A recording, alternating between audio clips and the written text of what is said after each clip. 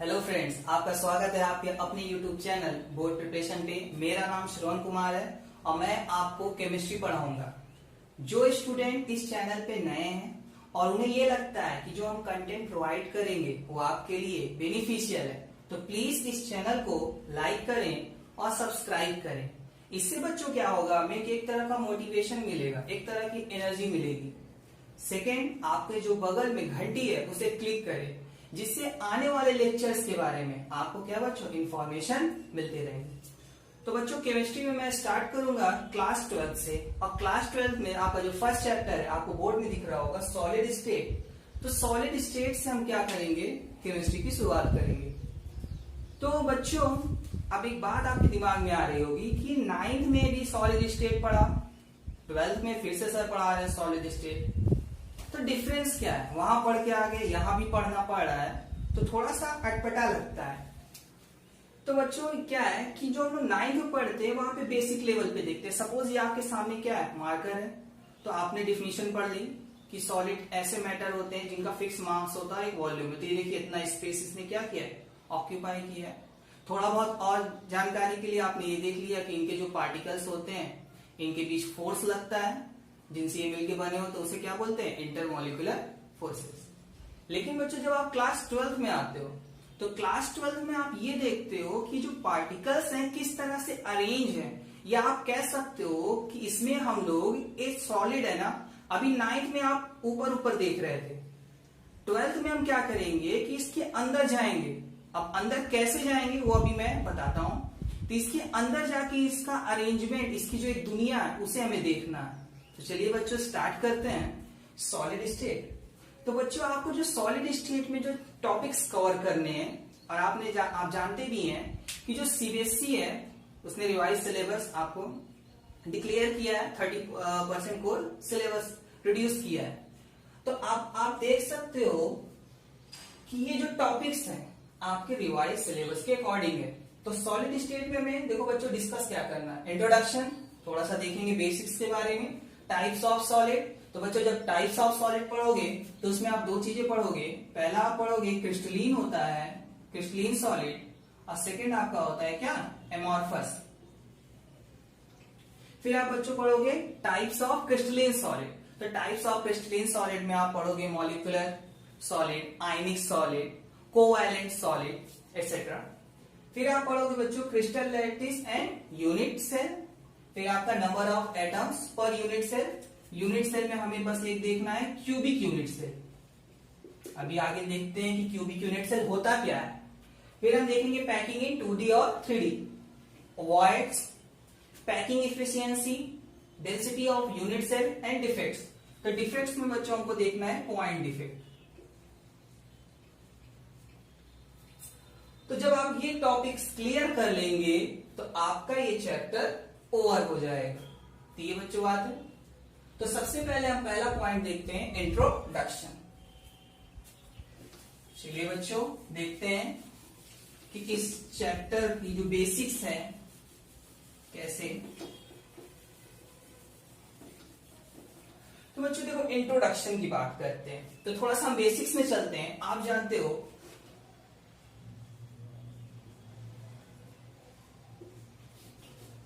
कि जो आपका मैटर, आप जानते हो मैटर, तो आप जानते हो कि मैटर क्या होता है, मैटर जिसका फिक्स मास होता है, सॉरी मैटर क्या होते हैं, आपके सराउंडिंग में जो भी चीजें दिखती हैं तो उसका क्या होता है, एक मास होता है। वो क्या करता है, वॉल्यूम ऑक्यूपाई करता है, तो उसे हम लोग क्या बोलते हैं, मैटर। First thing. फिर आप लोगों ने देखा कि मैटर 3 तरह के होते हैं आपके, ये 3 फॉर्म में एग्जिस्ट करते हैं, सॉलिड, लिक्विड, फिर बच्चों आपका आता है गैस। तो सॉलिड, लिक्विड, गैस, इसमें आप बच्चों जानते हैं कि जो पार्टिकल्स होते हैं वो क्लोज होते हैं, और जो इनका मूवमेंट होता है वो फिक्स होता है। सपोज आप इस फिंगर को फोकस करेंगे तो सपोज ये पार्टिकल है, ये तो हल्का सा अपने प्लेस में क्या होगा, मोशन करेगा, जिसे हम लोग क्या बोलते हैं, वाइब्रेशन। क्या बोलते हैं, वाइब्रेशन। फिर इसके बाद बच्चों आता है लिक्विड। इसमें मोशन थोड़ा सा ज्यादा होगा। सपोज आपका एक पॉट है और इसमें क्या है, वाटर है। तो जो वाटर के मॉलिक्यूल्स होंगे वो क्या करेंगे, एक फिक्स प्लेस में एक उसकी बाउंड्री वहां पे मूव करेंगे, थोड़े सा और ज्यादा फ्री होंगे। और फिर आपका गैसेस।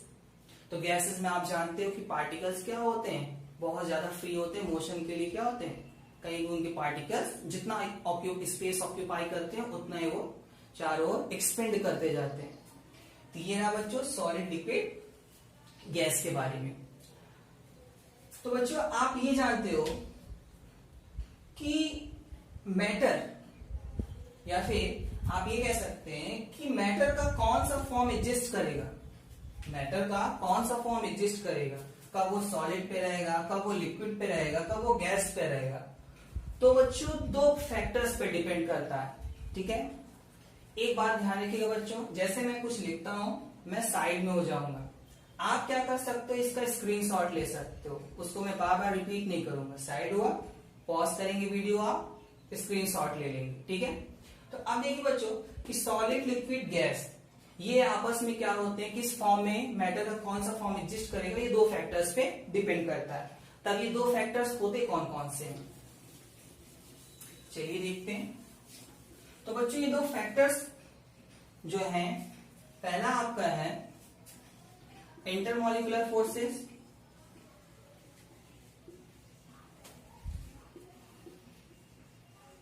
और दूसरा बच्चों आपका है थर्मल एनर्जी।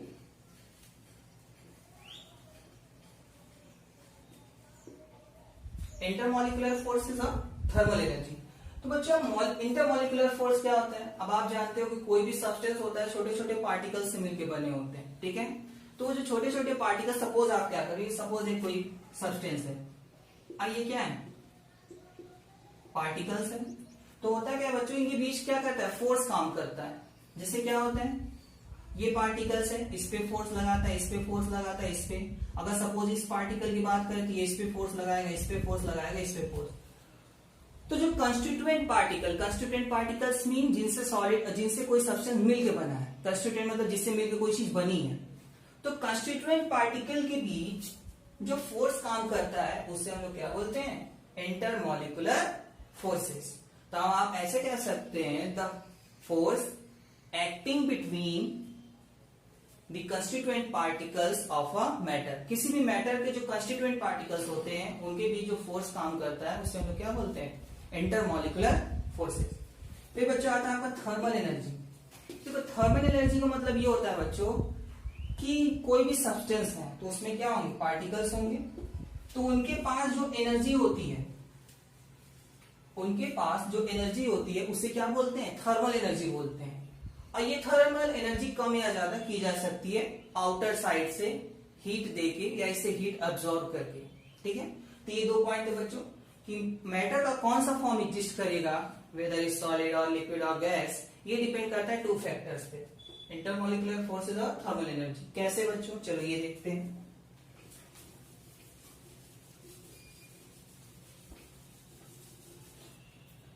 अब बच्चों क्या है कि इंटरमॉलिक्यूलर फोर्स का मतलब क्या है, पार्टिकल्स के बीच, सपोज ये दो मेरे हैंड है, एक ये पार्टिकल एक ये पार्टिकल है, अब इनके बीच क्या कर रहा है, फोर्स लग रहा है। तो जब ये फोर्स लगेगा इसी को क्या बोलेंगे, इंटरमॉलिक्यूलर फोर्सेस। तो इंटरमॉलिक्यूलर फोर्सेस का मतलब क्या है बच्चों की पार्टिकल्स को पास लाना, ठीक, पहला। सेकेंड होता है थर्मल एनर्जी। अब यही दो पार्टिकल है बच्चों, अब इनके पास एनर्जी है। अब आप जानते हो कि किसी पर्टिकुलर थिंग के पास एनर्जी होती है तो क्या होती है, थोड़ा सा मोशन होता है। अब इसकी एनर्जी और ज्यादा होगी तो मोशन और ज्यादा होगा। और वहीं अगर इंटरमॉलिक्यूलर फोर्स का देखें, जितना ज्यादा इंटरमॉलिक्यूलर फोर्सेस होगा पार्टिकल्स और क्लोज आएंगे। और जबकि थर्मल एनर्जी में क्या होता है, जितनी ज्यादा थर्मल एनर्जी होगी पार्टिकल्स दूर जाएंगे। तो कहने का मतलब ये है कि जो आपकी थर्मल एनर्जी है और आपका जो इंटरमॉलिक्यूलर फोर्स है वो दोनों क्या है, अपोजिट एक्शन है। कि अगर जब इंटरमॉलिक्यूलर फोर्स ज्यादा हो जाएगा तो थर्मल एनर्जी क्या हो जाएगी, डाउन हो जाएगी। और जब इंटरमॉलिक्यूलर फोर्सेस कम हो जाएगा तो थर्मल एनर्जी ज्यादा हो जाएगी। तो यही है बच्चों कि जब आपका इंटरमॉलिक्यूलर फोर्सेस हाई होगा और आपका थर्मल एनर्जी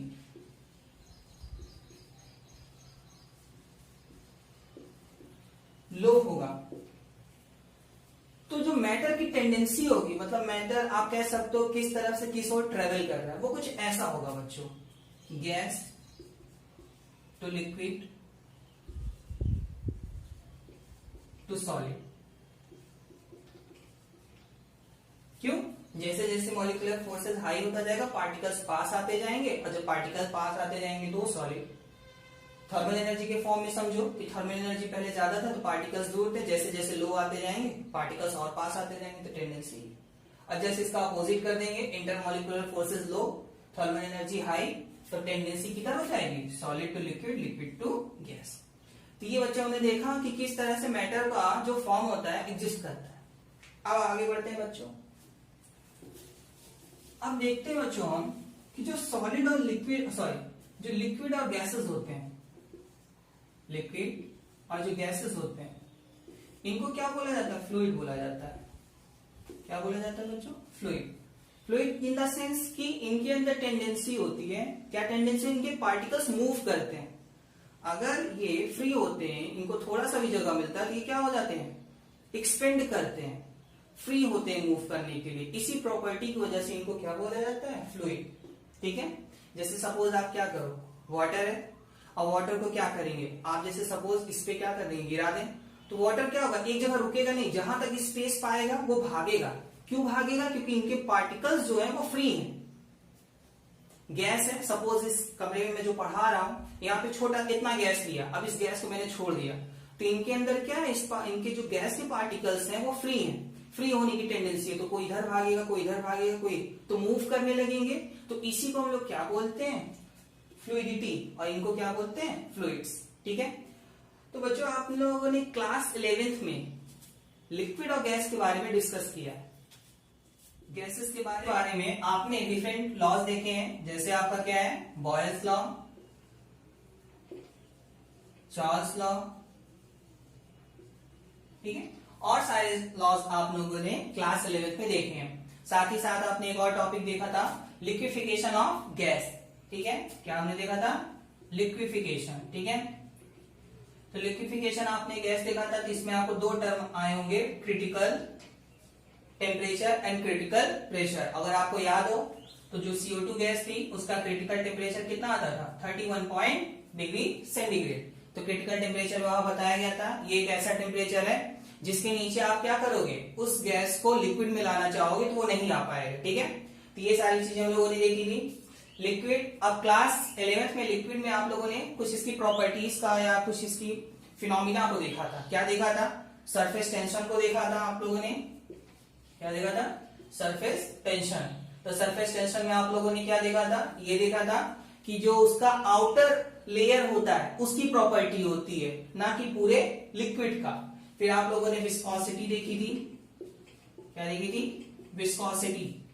तो विस्कोसिटी में आपने देखा था कि उसमें ये एज्यूमशन था कि लिक्विड क्या होती है, लेयर वाइज बनती है। तो जब एक लेयर दूसरी लेयर आपस में आगे पीछे होते हैं तो उनके बीच क्या काम करता है, फ्रिक्शन काम करता है। तो उस फ्रिक्शन को ये क्या बोलते हैं, विस्कोसिटी बोलते हैं। तो ये सारी प्रॉपर्टीज जो लिक्विड और गैसेस की थी हम लोगों ने क्लास 11 में ऑलरेडी डिस्कस कर ली थी। ठीक है, या आप कह सकते हो आपने ऑलरेडी इसको पढ़ा है।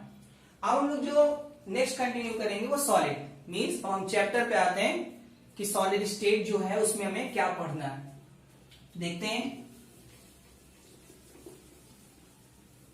तो बच्चों सॉलिड स्टेट, अब आप देखिए सॉलिड स्टेट बाद में आते हैं। तो सॉलिड आप सराउंडिंग में कई डिफरेंट सॉलिड्स को आप देखते होंगे, तो कुछ एग्जांपल्स हम पिक करते हैं। जैसे आपका क्या हुआ, प्लास्टिक हुआ, फिर आपका आप कह सकते हो आयरन की रॉड हुई, ग्लास हुआ, और सारे एग्जांपल। ठीक है, तो ये सारे एग्जांपल सॉलिड्स के, plastic, iron rod, glass, but इनकी प्रॉपर्टीज में डिफरेंस है। क्या है, प्रॉपर्टीज में डिफरेंसेस है। प्रॉपर्टीज मीन्स क्या, प्रॉपर्टीज का मतलब स्टूडेंट्स खासियत। ठीक है, जैसे कोई पर्टिकुलर स्टूडेंट है और उसकी खासियत इन से उसकी हाइट काफी हो 7 फीट, या फिर वो मैथ्स में बहुत अच्छा हो तो वो उसकी क्या होगी, प्रॉपर्टी होगी। अब सॉलिड्स की बात अगर करें तो सॉलिड की प्रॉपर्टीज मीन तो आप लोगों ने कुछ टर्म सुने होंगे, टर्म जैसे इंसुलेटर, कंडक्टर, तो ये सब क्या होते हैं, सॉलिड्स की क्या होती है, प्रॉपर्टीज होती है। जैसे आप कहोगे प्लास्टिक, तो प्लास्टिक क्या होता है, एक अच्छा खासा इंसुलेटर होता है। क्या होता है, इंसुलेटर। तो इंसुलेटर के बारे में आपको पता होगा, जिसमें करंट पास नहीं होती, इसीलिए जो वायरिंग होती है उसके आउटर सरफेस में क्या होता है, प्लास्टिक का यूज होता है, जिससे क्या हो, करंट या शॉक हमको ना लगे। फिर आप जानते हो आयरन रॉड। अब आयरन में आप जानते हो अच्छा कंडक्टर है, क्योंकि उसमें इलेक्ट्रिसिटी क्या होगी, अच्छे से कंडक्ट होगी। तो ये सारी क्या होती है, प्रॉपर्टीज होती हैं। तो आप ये ऑब्जर्व करते होंगे कि अलग अलग सॉलिड्स की अलग अलग प्रॉपर्टीज होती है। दैट मीन्स हम ये कह सकते हैं, क्या कह सकते हैं, different solids have different properties. Different solids have different properties. अब बच्चों बात ये आती है कि ये हर अलग अलग सॉलिड के जो डिफरेंट सॉलिड होती है, इनकी प्रॉपर्टीज अलग क्यों होती हैं। तो ये जो प्रॉपर्टीज होती है बच्चों, दो बातों पे डिपेंड करती है, ठीक है। और इन दो बातों को जैसे ही आप समझ लोगे, आपको समझ में आ जाएगा कि आगे जो आने वाले टॉपिक हैं इस चैप्टर में, आप ये सीधा यूं कहें कि इस चैप्टर में आपको ओवरऑल क्या देखते हुए स्टडी करना है। तो चलिए, तो ये प्रॉपर्टीज होती हैं, दो फैक्टर पे डिपेंड करती हैं। अब वो दो फैक्टर है क्या, चलिए देखते हैं। तो बच्चों जो फैक्टर हैं, properties of solid depends on two factor.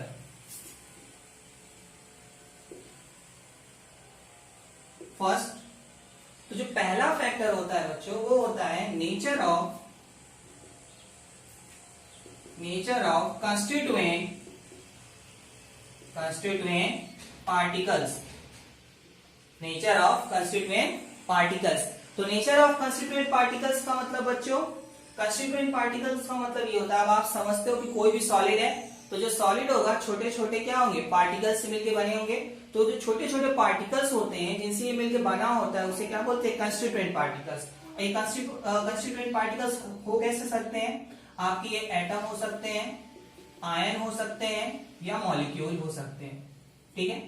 दूसरा जो फैक्टर होता है वो होता है आपका बाइंडिंग फोर्स। क्या होता है बच्चों, बाइंडिंग फोर्स।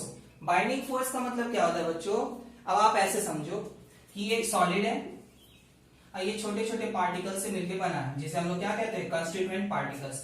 अब होता क्या है कि ये जो कंस्टिट्यूएंट पार्टिकल्स होते हैं, ये आपस में क्या करते हैं, फोर्स लगाते हैं। डिफरेंट टाइप ऑफ फोर्स होते हैं, वो हम आगे डिस्कस करेंगे। तो जो फोर्स होते हैं उसी को क्या बोलते हैं, बाइंडिंग फोर्स। तो कहने का मतलब ये दो फैक्टर है जिससे प्रॉपर्टीज डिपेंड करती है। दैट मीन्स कि अगर हमें किसी सॉलिड के प्रॉपर्टीज के बारे में जानना है, तो हमें सॉलिड के अंदर घुसना पड़ेगा, मीन्स अंदर जाना पड़ेगा।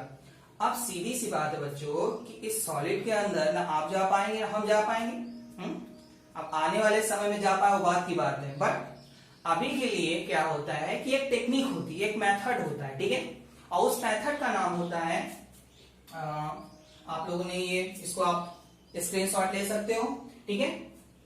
तो ये जो आपका मेथड होता है, इसका नाम क्या होता है, ठीक है। तो बच्चों इसका जो नाम होता है वो होता है एक्सरे डिफ्रैक्शन, ठीक है। टेक्निक का नाम क्या होता है, एक्सरे डिफ्रैक्शन। ये एक ऐसी टेक्निक होती है, आप कह सकते हो कि सॉलिड के अंदर झांक सकती है, अंदर देख सकती है।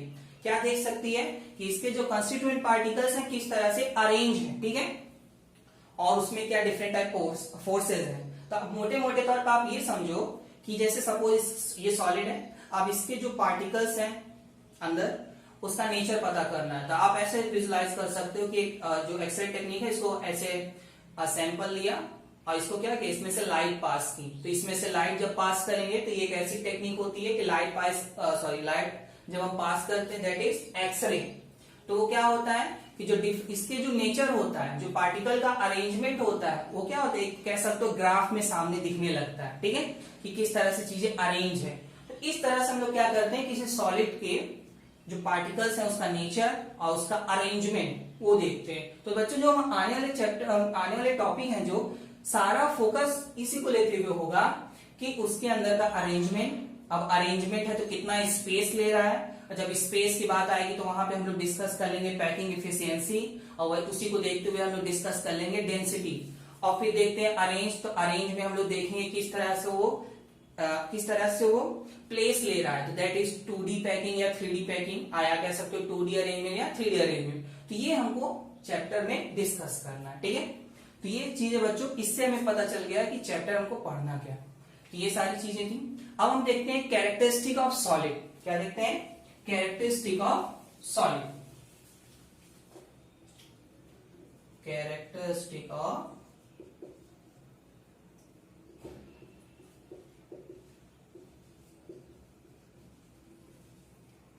तो आप सब जानते होंगे कि सॉलिड की क्या क्या कैरेक्टरिस्टिक होती है। क्या होती है? पहला क्या होता है? डेफिनिट शेप होता है, मास होता है, वॉल्यूम होता है, ठीक है। कोई भी आप ले लीजिए, इस डस्टर को ही आप देख लीजिए, ये एक तरह का क्या है? सॉलिड है, तो इसका एक शेप है, ठीक है, क्यूबॉइड। फिर आप इसको कह सकते हैं इसका मास फिक्स है, एक वॉल्यूम फिक्स है। आपका ये हाथ पे रखा हुआ तो इतना ही स्पेस लेगा ना, ये इधर का स्पेस लेगा ना इधर का स्पेस लेगा। Second, intermolecular forces. Intermolecular forces are strong, ठीक है।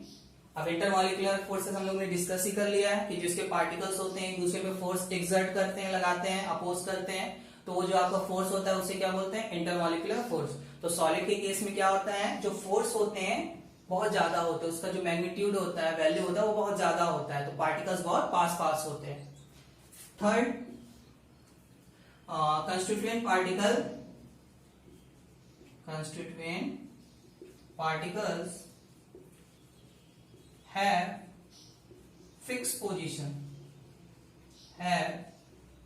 fixed position and can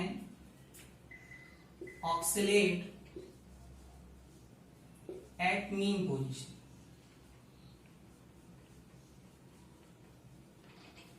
At their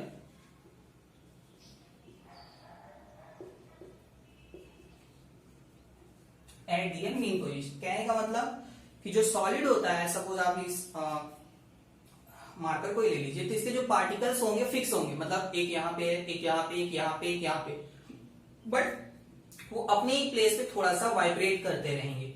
next आप देखते हैं, नेक्स्ट क्या होता है प्रॉपर्टीज बच्चों, कि अब आप ये सॉलिड है, इसको आप प्रेस करो, तो जब आप प्रेस करोगे तो ये बिल्कुल ही क्या होगा? दबेगा नहीं, आप कह सकते हो कंप्रेस नहीं होगा। तो इसी प्रॉपर्टीज को बोलते हैं इनकम्प्रेसिबिलिटी। क्या बोलते हैं? इनकम्प्रेसिबिलिटी। और यहीं से हमको एक वर्ड मिलता है rigid. Rigid in the sense की जो ऐसे सब्सटेंस जो इनकम्प्रेसिबल हो, ठीक है, वो क्या होते हैं? रिजिड। तो ये बच्चों क्या होते हैं? कुछ कैरेक्टरिस्टिक ऑफ सॉलिड होते हैं, ठीक है। तो ये definite shape, mass, volume, intermolecular force are so strong, constituent particle have fixed position and can oscillate at their mean position, incompressibility, fourth one the rigidity, ठीक है। तो ये कैरेक्टरिस्टिक होते हैं, ठीक है। तो इतनी सारी चीजें हम लोगों ने देख ली बच्चों, तो ये आपने 9th में भी देखा था, ठीक है, इसमें कोई नया नहीं है। अब हम लोग बच्चों बात करेंगे, जो आपके लिए नया होगा वो होगा क्लासिफिकेशन ऑफ सॉलिड, ठीक है। हम देखेंगे कि सॉलिड के कितने टाइप्स होते हैं, जिसमें आपको देखने को मिलेगा दो तरीके के होते हैं, क्रिस्टलीन और एमॉर्फस, जो आप लोगों को दिख रहा होगा थंबनेल में, क्रिस्टलीन और एमॉर्फस। तो चलिए देखते हैं क्लासिफिकेशन ऑफ सॉलिड।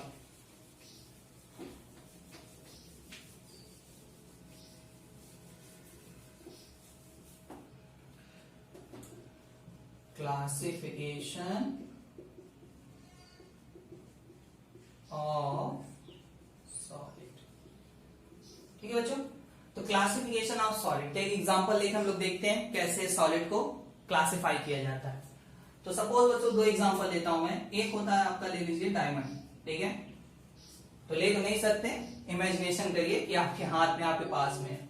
सेकेंड आपका ले लेते हैं ग्लास, ठीक है, जो विंडोज में यूज होती है।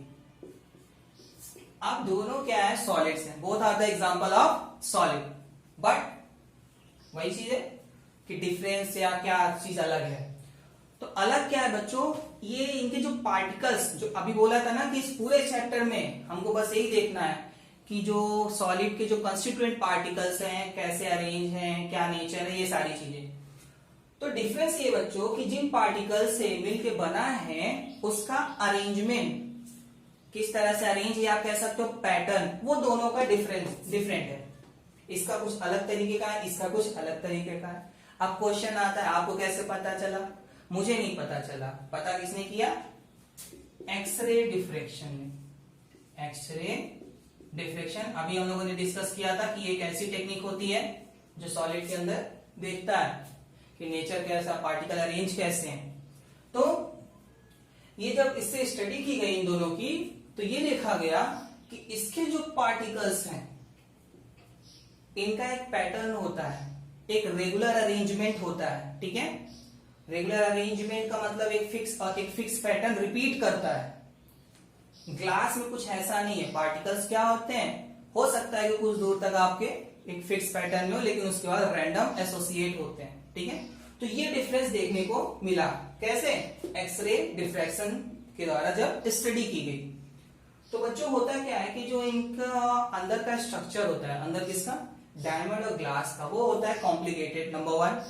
सेकेंड आपका क्या होता है, वो होती है 3D, और मैं आपको पढ़ा रहा हूं बोर्ड में 2D। तो उसके स्ट्रक्चर को आप यहां पे लाके तो दिखा नहीं पाओगे। आप सिंपल वे में ऐसे समझो कि स्टडी के द्वारा ये पता चला कि इसका रेगुलर अरेंजमेंट है और इसका इरेगुलर। तो अब आपके दिमाग में आ रहा होगा कि रेगुलर अरेंजमेंट कैसे दिखता होगा और इरेगुलर अरेंजमेंट कैसे दिखता होगा। तो उसको चलो विजुलाइज करते हैं। तो सपोज हम मान लो ये डायमंड है, तो मैं जो इसे कंस्टिट्यूएंट पार्टिकल है दोनों के, मान लेता हूं एक डॉट के थ्रू रिप्रेजेंट कर रहा हूं कंस्टिट्यूएंट पार्टिकल को। तो एक्सरे स्टडी क्या कहती है, एक्सरे डिफ्रैक्शन स्टडी, कि इसका क्या होता है, रेगुलर अरेंजमेंट होता है, एक पैटर्न होता है। मान लीजिए कुछ ऐसा दिखता होगा,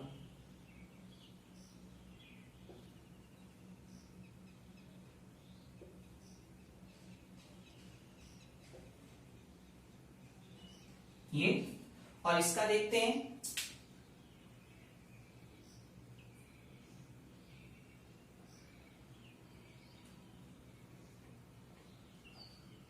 अब ध्यान से देखिए बच्चों, यहां पे आप देख रहे होंगे कि जो कंस्टिट्यूएंट पार्टिकल है, देखो एक पैटर्न है इसका, एक फिक्स अरेंजमेंट है। कैसा फिक्स अरेंजमेंट, जैसे ये देखो 5 पार्टिकल्स हैं, एक लाइन में है, फिर से देखो इसने रिपीट किया, फिर से इसने रिपीट किया, फिर से इसने रिपीट किया। और भी हो सकता है, लेकिन मेरा बोर्ड हो गया है खत्म, तो मैं यहीं तक दिखा पाऊंगा। ठीक है, तो इसी तरह फिक्स पैटर्न रहता है। ठीक है, रियलिटी में ऐसा कुछ ऐसा नहीं, कुछ अलग तरीके का होता है, लेकिन सिंपल वे में समझने के लिए आप ऐसा दिमाग में सोच सकते हो कि ये इस तरह का पैटर्न क्या करता रहता है, आपका बढ़ता रहता है। तो इसी को क्या बोलते हैं, रेगुलर अरेंजमेंट। ठीक है, या फिक्स पैटर्न, ये हो गया। अब यहाँ पे आप देखो, पहले 4 पार्टिकल थे एक रेंज में, चलो उसमें भी था, लेकिन अगले में 3 हो गए, फिर 5 हो गए, फिर 2 हो गए। तो कोई फिक्स पैटर्न नहीं है, रैंडम है डिस्ट्रीब्यूट। ठीक है, तो ऐसे सॉलिड्स जिनमें कुछ इस तरह का पैटर्न होता है, पैटर्न मतलब रेगुलर एक पैटर्न होता है, या वेल ऑर्डर होता है। वेल ऑर्डर मतलब ये फिक्स पैटर्न, उसको हम लोग बोलते हैं क्रिस्टलीन सॉलिड। क्या बोलते हैं, क्रिस्टलीन सॉलिड। और ऐसे सॉलिड जिनमें पैटर्न कुछ ऐसे देखने का मिले, कैसा, इर्रेगुलर हो, वेल ऑर्डर में ना हो, तो उसे हम लोग बोलते हैं एमॉर्फस। क्या बोलते हैं, एमॉर्फस। तो अब आपको क्लियर होगा कि क्लासिफिकेशन सॉलिड में आप 2 तरीके का बोल सकते हो, on the basis of what, particles, कि पार्टिकल किस तरह से अरेंज है। तो 2 तरीके के होते हैं, क्रिस्टलीन सॉलिड और एमॉर्फस सॉलिड। तो क्रिस्टलीन सॉलिड में क्या होता है कि जो पार्टिकल्स होते हैं वेल अरेंज होते हैं, एक फिक्स पैटर्न होता है, आप उसी में नॉट लगा देंगे तो आपका क्या क्रिएट हो जाएगा, एमॉर्फस। पहला बात ये रहा बच्चों, अभी इसकी मैं डिफिनेशन बोर्ड पे लिख दे रहा हूं। दूसरा बच्चों ये रहा कि अब आप देख रहे हो कि देखो धीरे धीरे डिस्टेंस बढ़ती जा रही है, यहां से स्ट्रेट है, एक लंबे डिस्टेंस तक जाएगा। ठीक है, तो इसी को हम लोग बोलते हैं बच्चों लॉन्ग रेंज ऑर्डर। क्या बोलते हैं, लॉन्ग रेंज ऑर्डर, कि जो पैटर्न होता है एक लंबे डिस्टेंस तक रिपीट करता रहता है। सपोज मेरा ये हाथ है, तो ये एक फिक्स पैटर्न, ये देखो एक अरेंजमेंट हो गया। अब ये रिपीट करेगा first, second, third, fourth, fifth, अभी एक लंबे डिस्टेंस तक चलता जाएगा। तो इसी को बोलते हैं लॉन्ग रेंज ऑर्डर। और इसमें क्या रहता है, आप देख रहे हो यहां तक गया, इसके बाद रैंडम हो गया, तो इसी को बोलते हैं शॉर्ट रेंज ऑर्डर। क्या बोलते हैं? Short range order. तो यहां से आपको बच्चों डेफिनेशन क्लियर हो गई होगी कि क्रिस्टलाइन सॉलिड ऐसे सॉलिड्स होते हैं जिनका पैटर्न फिक्स नहीं होता, जिनका पैटर्न फिक्स होता है, एक रेगुलर अरेंजमेंट होता है, एक वेल ऑर्डर होता है, और ये क्या होते हैं? लॉन्ग रेंज ऑर्डर होते हैं। एमॉर्फस में क्या होता है बच्चों? इनका कोई आप कह सकते हो फिक्स अरेंजमेंट नहीं होता, ये रैंडम क्या होते हैं? अपनी पोजीशन लिए हुए होते हैं, कोई फिक्स पैटर्न नहीं होता। सेकेंड आपका कि शॉर्ट रेंज ऑर्डर होते हैं। शॉर्ट रेंज ऑर्डर मीन्स एक कुछ डिस्टेंस तक, या आप शॉर्ट डिस्टेंस तक रिपीट करेगा, उसके बाद रैंडम। तो ये आपका रहा क्रिस्टलीन और ये आपका रहा एमॉर्फस। अब इसको हम बकायदा डेफिनेशन वाइज बोर्ड पे लिख देते हैं। होपफुल बच्चों आपको क्लासिफिकेशन ऑफ सॉलिड अच्छे से समझ में आ गया होगा, कोई इसमें दिक्कत नहीं होगी। ठीक है, तो अब देखते हैं सबसे पहले क्रिस्टलीन सॉलिड को देखते हैं। क्रिस्टलीन सॉलिड, तो इसमें आपको अगर चीजें समझ में आ गई होंगी तो मैं जो लैंग्वेज लिखूंगा बड़े अच्छे से आपको समझ में आ जाएगा। आप क्या लिखोगे? दो solids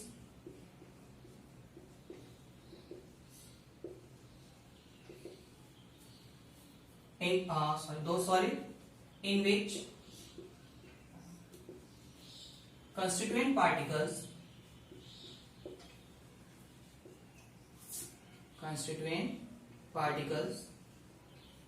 are arranged in regular pattern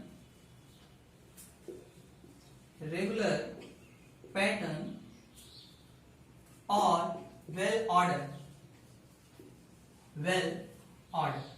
known as crystalline solid। आप यहां ये भी ले सकते हैं कि these solids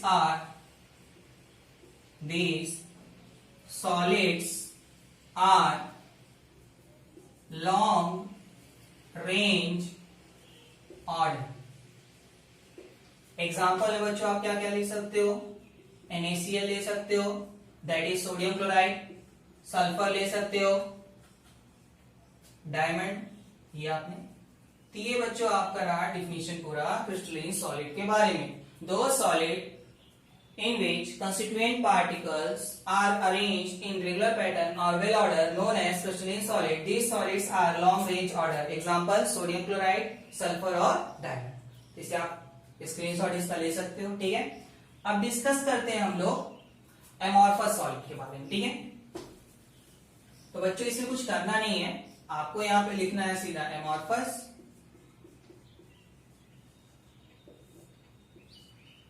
बस यहां पे लिख देना है not arrangement in regular pattern well order, और यहां पे लिख देना है शॉर्ट रेंज ऑर्डर। एग्जाम्पल आपके हो जाएंगे चेंज। तो एग्जाम्पल जब आपके चेंज हो जाएंगे तो आप क्या लिखोगे इसमें? आप इसमें लिख लोगे प्लास्टिक, लिख लोगे रबर, लिख लोगे ग्लास, और सारे मेनली आपको यही देखने को मिलेंगे। तो ये रहा बच्चों एमॉर्फस। एमॉर्फस में क्या होता है? कोई फिक्स पैटर्न होता नहीं, शॉर्ट रेंज ऑर्डर होता है, और एग्जाम्पल है प्लास्टिक, रबर और ग्लास। ठीक है, तो ये बच्चों हो गया।